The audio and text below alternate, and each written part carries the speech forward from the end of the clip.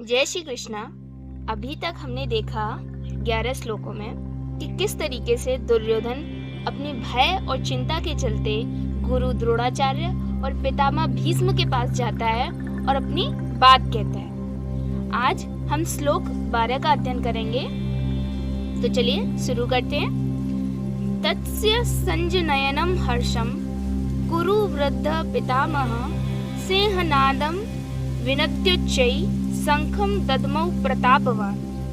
क्या कहा जाता है इस श्लोक में कि जब दुर्योधन अपनी बात समाप्त करता है, उसके बाद कुरु वंश के वयोवृद्ध परम यशस्वी महायोद्धा भीष्म पितामह ने सिंह गर्जना जैसी ध्वनि करने वाले अपने शंख को उच्च स्वर से बजाया, जिसे सुनकर दुर्योधन हर्षित हुआ। युद्ध शुरू होने वाला है। दुर्योधन डर और चिंता में है। तभी पितामह भीष्म, जो पूरे कुरुवंश जिसमें कौरव और पांडव दोनों आते हैं, कुरुवंश के सबसे वरिष्ठ योद्धा थे, सबसे बड़े योद्धा थे, वो अपने शंख को इतनी जोर से बजाते हैं जैसे कि कोई शेर दहाड़ रहा हो। इसका मकसद क्या था? इसका मकसद अपने सैनिकों में उत्साह और हिम्मत जगाना था। पितामह भीष्म समझ गए थे कि कहीं न कहीं उनके पौत्र के हृदय में भय और असुरक्षा झलक रही है, और इसी अपने करुणा भाव के कारण वे दुर्योधन को सांत्वना देने के लिए कि हाँ, मैं अपने कर्तव्य का भली भांति पालन करूंगा, वे उच्च स्वर में शंखनाद करते हैं। उस समय जब युद्ध होता था तो परंपरा के अनुसार शंखनाद किया जाता था, शंख बजाया जाता था, और भीष्म ने यही कर दुर्योधन के मनोबल को बढ़ाने का प्रयास किया। अगले श्लोक में क्या कहा जाता है? ततः शंखाश्च भैर्यश्च पड़वानक गोमुखा सह सेव्याभ्य हन्यन्त स शब्दुस्तमोलो भवत्। इसके पश्चात शंख, नगाड़े, बिगुल, तुरही, मृदंग अचानक एक साथ बजने लगे और उनका संवेद स्वर अत्यंत भयानक था। जब पितामह भीष्म ने शंख बजाया तो तुरंत ही बाकी सारे योद्धाओं ने शंख, नगाड़े, ढोल बजाना शुरू कर दिए। अब आप सोचिए, हजारों योद्धा अलग अलग इंस्ट्रूमेंट बजा रहे हैं और आवाज इतनी तेज है कि पूरा माहौल उत्साह, ऊर्जा और युद्ध के माहौल से भर जाता है। अगले श्लोक में क्या कहा जाता है? ततः श्वेतैर्युक्ते महति स्यन्दने स्थितौ माधव पांडवाश्चैव दिव्यौ शंखो प्रदद्मतु। ये जो पहला शब्द है श्वेतैर्युक्ते, इसमें 3 शब्द हैं। श्वेतै यानी सफेद, हय मीन्स घोड़ा, युक्ते जुड़े हुए। जिस रथ पे अर्जुन विराजमान है वो श्री कृष्ण का रथ है, जिसमें सफेद घोड़े जुड़े हुए हैं। तो उसके बाद जब पितामह भीष्म ने अपना शंख बजाया, उसके बाद पांडवों की सेना के बीच श्वेत अश्वों द्वारा खींचे जाने वाले भव्य रथ पर आसीन माधव यानी श्री कृष्ण और अर्जुन ने अपने अपने शंख बजाए। एक तरफ सारे कौरव योद्धा अपने शंख नगाड़े बजा रहे थे, तो वहीं दूसरी तरफ अर्जुन और भगवान श्री कृष्ण अपने सफेद घोड़े वाले दिव्य रथ पर खड़े होकर अपना दिव्य शंख बजाते हैं। उसके बाद पंचजन्यम ऋषिकेशौ देवदत्तम धनंजय पौंड्रम दद्मौ महाशंखम भीमकर्मा ब्रकोदर। ऋषिकेश या श्री कृष्ण के लिए शब्द यूज किया गया है। ऋषिकेश यानी जो मन और इंद्रियों का स्वामी हो। तो भगवान श्री कृष्ण ने अपना पंचजन्य शंख बजाया, अर्जुन ने देवदत्त और भीम ने अपना पौंड्रू नामक भीषण शंख बजाया।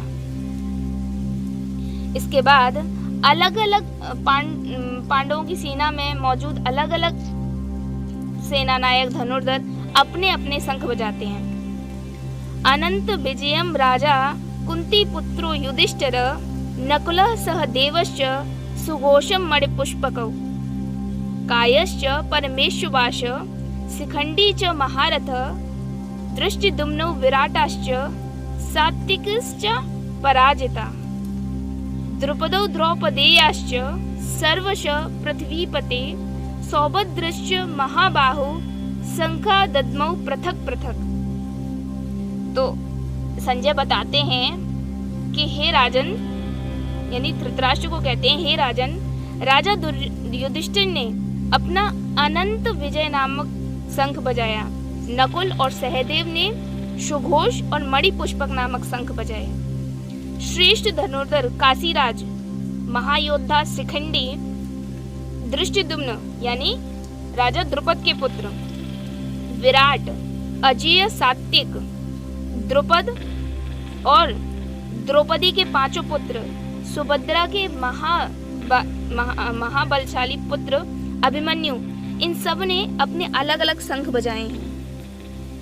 ये शंख सिर्फ नाम नहीं है, ये शंख हर एक व्यक्ति की अलग अलग पहचान बताते हैं।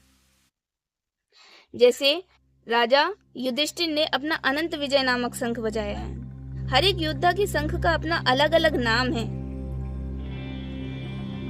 एक और बात इसमें ध्यान देने वाली ये है कि संजय ने धृतराष्ट्र के लिए भी राजा शब्द का प्रयोग किया है और युधिष्ठिर के लिए भी, जबकि युधिष्ठिर के पास तो कोई साम्राज्य था नहीं।